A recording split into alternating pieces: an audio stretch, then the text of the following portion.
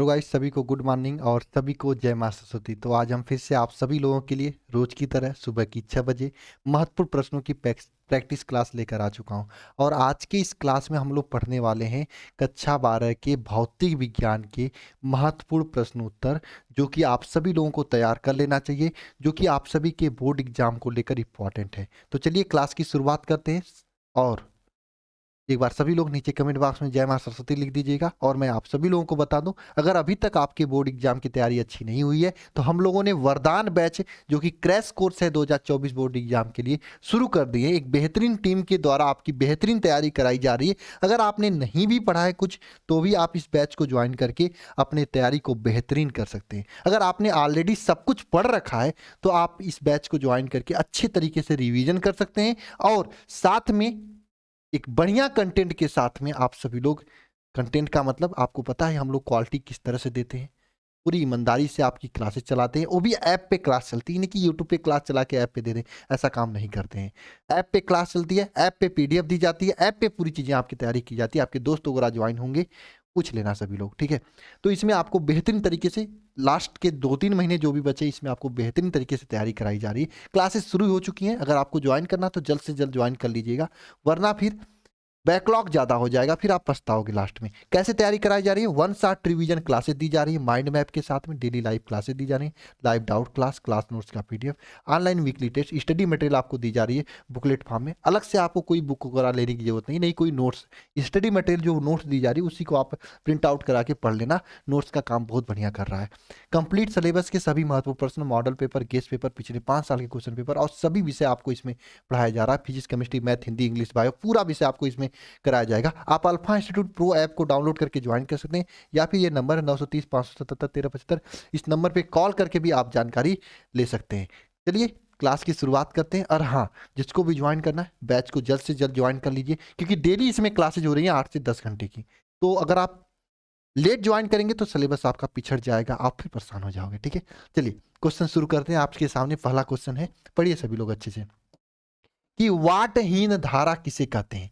देखो शब्द ऐसा है कि वाटहीन धारा, है ना। देखो वाट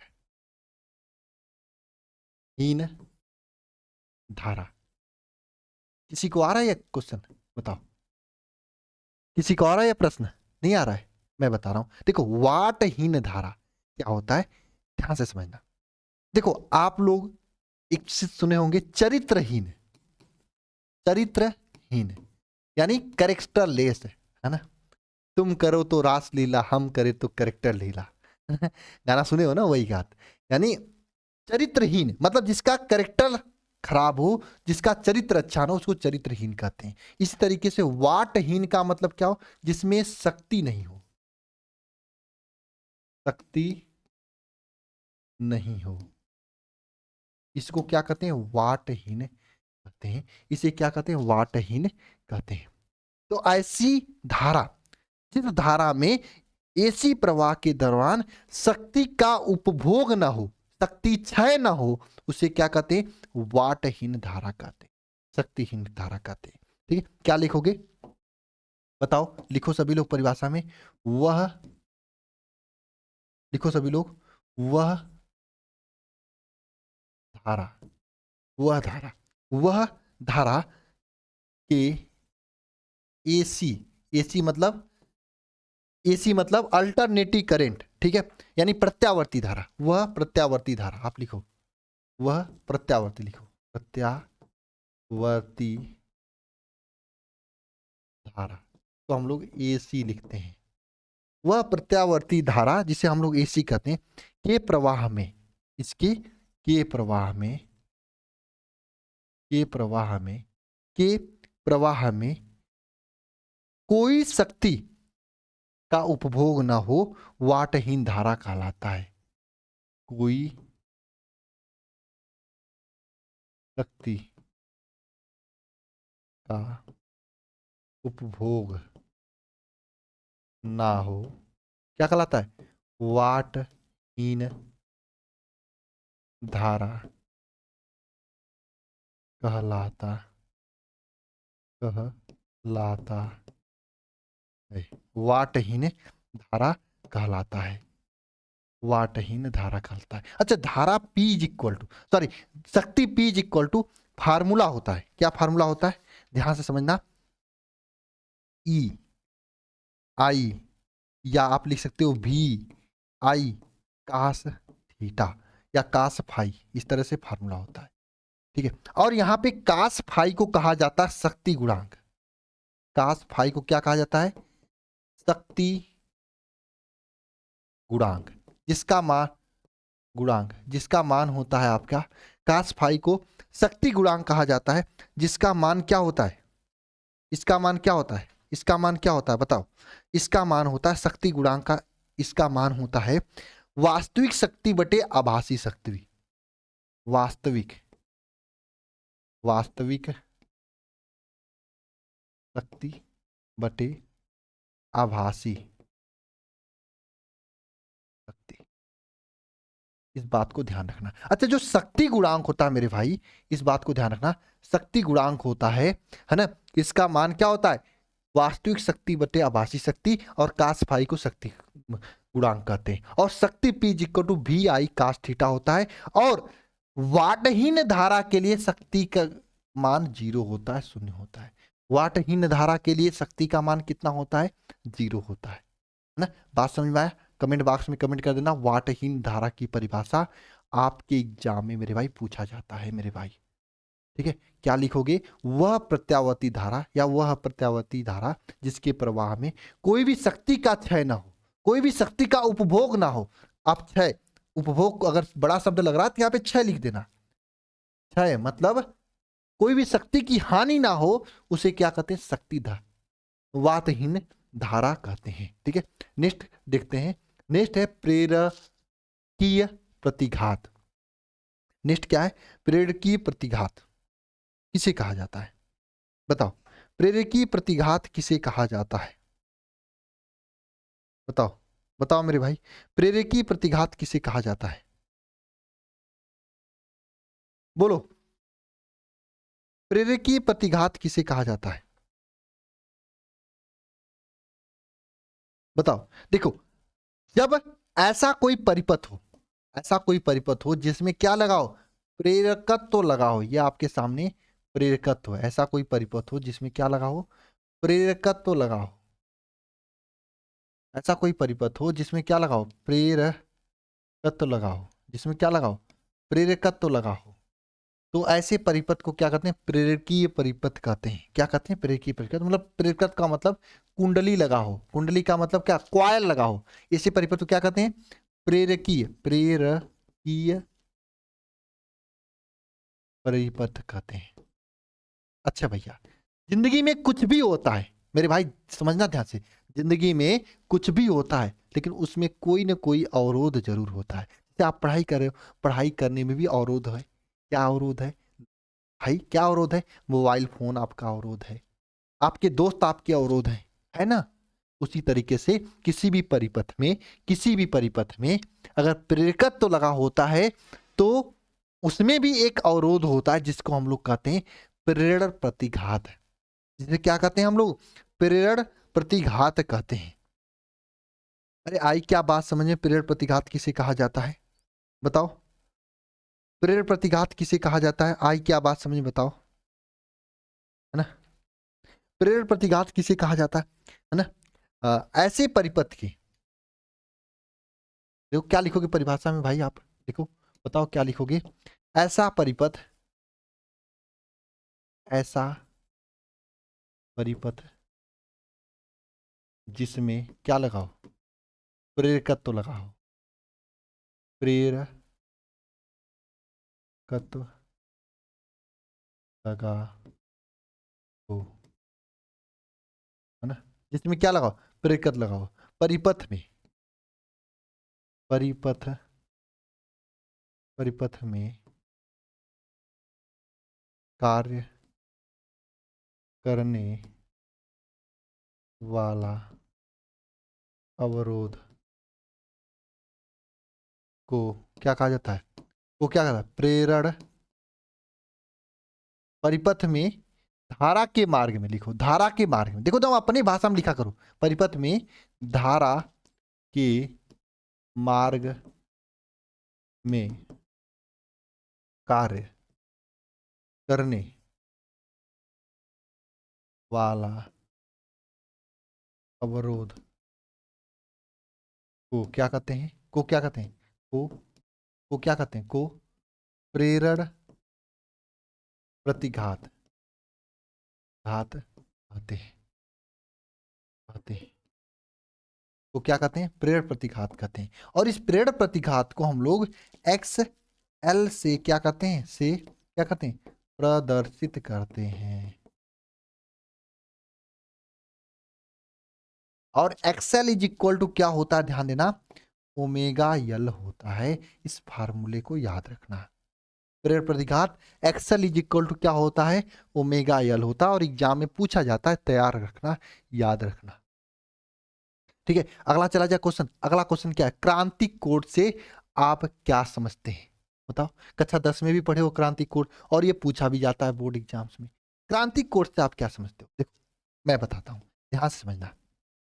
जब कोई प्रकाश किरण ना, जब कोई प्रकाश किरण क्या हो? जब कोई प्रकाश किरण, जब कोई प्रकाश किरण जो है ना, सघन माध्यम से, सघन माध्यम से विरल माध्यम, विरल माध्यम में जाए। जब कोई प्रकाश किरण सघन माध्यम से विरल माध्यम में जाए, तो एक विशेष आपतन कोण के लिए यदि अपवर्तन कोण का मान, विशेष आपतन कोण के लिए यदि अपवर्तन कोण का मान कितना? 90 अंश हो जाए, उस कोण को क्या कहते हैं? क्या करते हैं? क्या कहते हैं? क्रांतिक कोण कहते हैं। देखो क्या लिखोगे परिभाषा?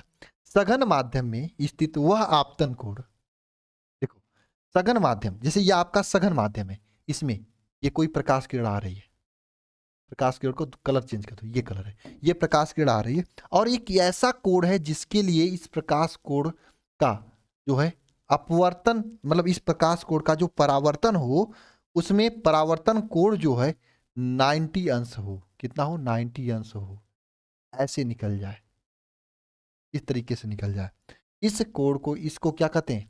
क्रांतिक कोण का, इसको क्या कहते हैं? क्रांतिक कोण कहते हैं। आप परिभाषा क्या लिखोगे बताओ? सघन माध्यम में, सघन माध्यम में स्थित, सघन माध्यम में स्थित वह आपतन कोण इसके लिए, इसके लिए विरल माध्यम में, इसके लिए विरल माध्यम में अपवर्तन, अपवर्तन कोण का मान 90 अंश हो जाए, हो जाए, क्या कहलाता है? क्रांतिक कोण कहलाता, कहलाता है। क्रांतिक कोण कहलाता है। और क्रांतिक कोण को, क्रांतिक कोण को आईसी से क्या करते हैं? प्रदर्शित करते हैं, प्रदर्शित करते हैं। किससे प्रदर्शित करते हैं? आईसी से प्रदर्शित करते हैं। क्रांतिक कोण को किससे प्रदर्शित करते हैं? आईसी से प्रदर्शित करते हैं। एक बात और ध्यान देना, देखो आपको मैं क्रांतिक कोण की फार्मूला भी बता देता हूं। देखो स्नेल के नियम से, स्नेल के नियम से, स्नेल के नियम से क्या होता है आपको पता है? अपवर्तनांक n इज इक्वल टू क्या होता है? Sine i upon sine r होता है। अब देखो यहाँ पे ये आर का वैल्यू है, ये किसका वैल्यू? आर का वैल्यू है। और ये किसका वैल्यू है? आई का वैल्यू है, आईसी का वैल्यू। ठीक है, ये आपतन कोण का वैल्यू है। तो यहाँ पे आईसी की, यहाँ पे आईसी लिखो, साइन क्या लिखोगे बताओ? आई टी लिखोगे, अपान अपवर्तन कोण क्या लिखोगे? साइन 90 लिखोगे। और आपको ये पता होना चाहिए कि साइन 90 का वैल्यू कितना होता है, 1 होता है। तो यहां से क्या लिखोगे, साइन आई सी, इसका क्या हो जाएगा, अपवर्तनांक n इज इक्वल टू क्या हो जाएगा, साइन आई सी, ये आपका वैल्यू आएगा। ठीक है, आई सी आएगा, ये आपका फार्मूला आता है। लेकिन ये फार्मूला हर जगह यूज नहीं होता है। यूज क्या होता है, अच्छा इसको हम लोग ऐसे भी लिख सकते हैं, ऐसे भी लिख सकते हैं। यन को हम लोग शॉर्ट फॉर्म में लिखें, अगर सही फॉर्म में लिखा जाए तो अगर प्रकाश सघन माध्यम से विरल माध्यम में जा रही है तो हम यन को कैसे लिखते हैं, लिखेंगे सघन यन विरल, सघन एन विरल, सघन यन विरल इज इक्वल टू हम लोग साइन आई सी लिख सकते हैं। लिख सकते हैं कि नहीं, ऐसा लिखते हैं हम लोग, है ना।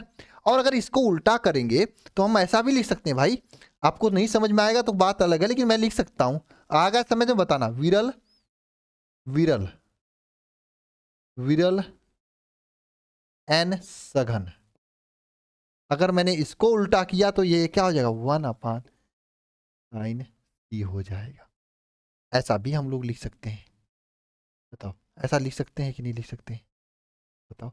ये फार्मूला आपका क्रांतिक कोण का होता है, जो कि आपको पता होनी चाहिए। और ये फार्मूला से ही न्यूमेरिकल क्वेश्चंस लगते हैं। और क्रांतिक कोण का मैंने पूरा कंसेप्ट आपको बता दिया कि जब कोई प्रकाश किरण सघन माध्यम से विरल माध्यम में जाए, कहां से जाए, सघन माध्यम से विरल माध्यम में जाए, सघन माध्यम से विरल माध्यम में जाए, तो आपतन कोण का वह मान जिसके लिए अपवर्तन कोण का मान 90 अंश हो जाए, उसे क्या कहते हैं, क्रांतिक कोण कहते हैं।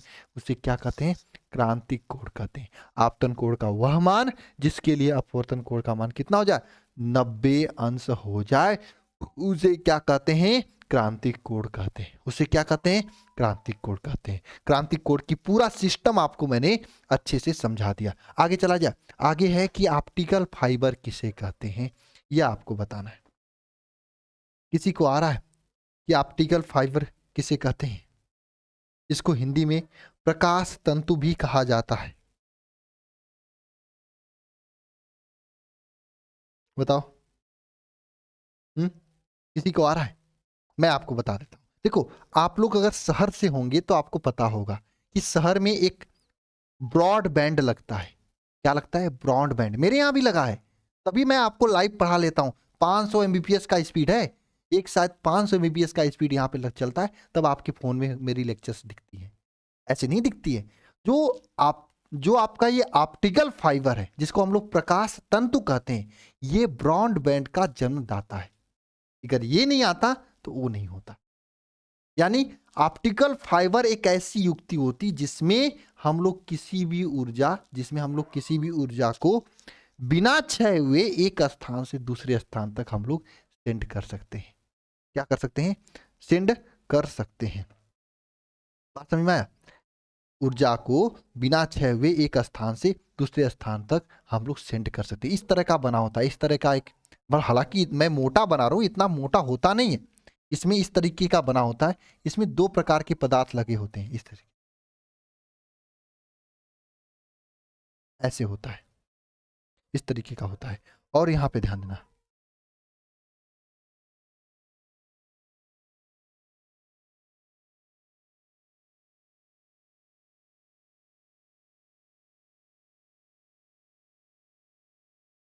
इस तरीके का ऑप्टिकल फाइबर होता है।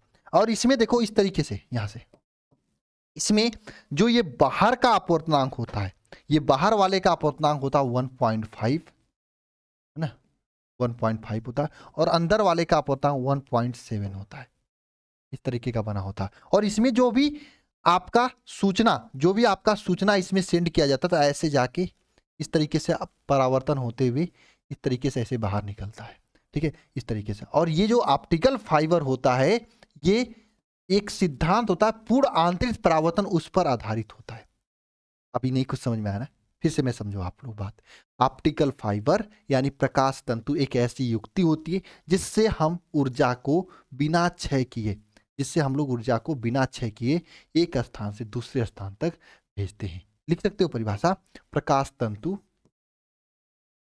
प्रकाश तंतु जिसे हम लोग ऑप्टिकल फाइबर कहते हैं, एक ठीक है, ऐसा युक्ति होती है जो कि जो जिस जिसकी सहायता से जिसकी सहायता से न से ऊर्जा को या फिर संदेश को या सिग्नल संकेत को एक स्थान से दूसरे स्थान तक तक ऊर्जा का तक ऊर्जा तक ऊर्जा का बिना क्षय हुए हम लोग क्या करते हैं, भेजते हैं, है ना। इस तरीके का बना होता है। अरे मेरे पास होगा भी, मतलब इस केबल होता है, देखो इस डिजिटल बोर्ड में भी नीचे लगाने का जगह दिया है। अरे ब्रॉडबैंड केबल इसी पे चलता है, ठीक है। और यह जो होता है ऑप्टिकल फाइबर जो होता है, यह जो होता है यह पूर्ण आंतरिक परावर्तन के नियम पर कार्य करता है। ये क्या करता है, पूर्ण आंतरिक परावर्तन के नियम पर कार्य करता है। पूर्ण आंतरिक परावर्तन के नियम पर कार्य करता है। पूर्ण आंतरिक परावर्तन के नियम पर कार्य करता है। यह किस पे नियम करता है, पूर्ण आंतरिक परावर्तन के नियम पर कार्य करता है। यह आपका ऑप्टिकल फाइबर जो होता है, ठीक है ना। इसकी सहायता से हम लोग क्या करते हैं, संदेश को एक स्थान से दूसरे स्थान तक हम लोग भेजते हैं, ठीक है। अगला देखिए, अगला है एन टाइप पी टाइप अर्धचालक किसे। हम आपके लिए होमवर्क लेकर आए हूं, ये लॉन्ग क्वेश्चंस, ये लॉन्ग क्वेश्चन एक, लॉन्ग क्वेश्चन दो। पहला क्वेश्चन क्या है, गॉस का प्रमेय लिखिए और इसे प्रमाणित कीजिए। इस प्रमेय का उपयोग अति लंबे बेलनाकार चालक के कारण उत्पन्न वैद्युत क्षेत्र का मान ज्ञात करने में कीजिए। एक तो ये क्वेश्चन है। दूसरा है, प्रकाश के हाइगेंस का तरंग सिद्धांत लिखना है आपको और तरंग सिद्धांत के आधार पर परावर्तन तथा अपवर्तन की व्याख्या करना है। ये दो क्वेश्चन आपके लिए मैं होमवर्क लेकर आया हूं, यह आपको करना है। साथ में एक क्वेश्चन और मैं लघुत्तरी वाला होमवर्क ले देता हूं, एन टाइप और पी टाइप अर्धचालक किसे कहते हैं, ये आपको बताना है। और ये सभी होमवर्क आपको मुझे सेंड करने हैं इस नंबर के टेलीग्राम पे, 930 577 1375। ये मेरा टेलीग्राम नंबर है, इस पे आपको सेंड करना है टेलीग्राम पे। जो भी अच्छा सेंड करेगा उसका नंबर मैं, उसका पीडीएफ मैं ग्रुप में डालूंगा और जो भी चीजें होंगी उसको मैं बताऊंगा, ठीक है। और आपको ये सेंड कितने बजे तक करना है, अगर आप सुबह में लेक्चर देख रहे हो तो 8 बजे तक करना है, तभी मैं देखूंगा। 8 बजे के बाद करोगे तो मैं नहीं देखूंगा, क्योंकि 8 बजे तक देख लूंगा जिसको भी करना है। ये क्लास आपको डेली लेना है। डेली आपको इस क्लास में कुछ अच्छे अच्छे क्वेश्चन आपको सिखाऊंगा, समझाऊंगा, और साथ में लास्ट में आपको यहाँ पे, है ना, कुछ होमवर्क दूंगा। इससे आपको क्या रेगुलरिटी बनेगी कुछ क्वेश्चन सॉल्व करने के लिए। और ये होमवर्क वाले क्वेश्चन इंपॉर्टेंट होते हैं, इसको खुद से करना, है ना। लॉन्ग क्वेश्चन है, 5 नंबर वाले एग्जाम में पूछे जाते हैं, छोड़ना मत, ठीक है। और लगातार करो एग्जाम तक। मैं यकीन दिलाता हूं ये कैप्सूल क्लास जो है ना, आपके एग्जाम के लिए छोटा सा कैप्सूल क्लास बहुत बड़ा काम करेगा, आपको 90+ दिलाएगा। मिलते हैं नेक्स्ट वीडियो में। सभी को जय मां सरस्वती। और जो भी बच्चे अभी तक बैच को ज्वाइन नहीं किए, बैच को ज्वाइन कर लीजिए, क्योंकि आप सभी लोगों के लिए बहुत ही बेहतरीन तरीके से क्लासेस चल रही हैं। लेट करेंगे तो नुकसान आप ही का होगा। मिलते हैं नेक्स्ट क्लास में। सभी को जय मां सरस्वती।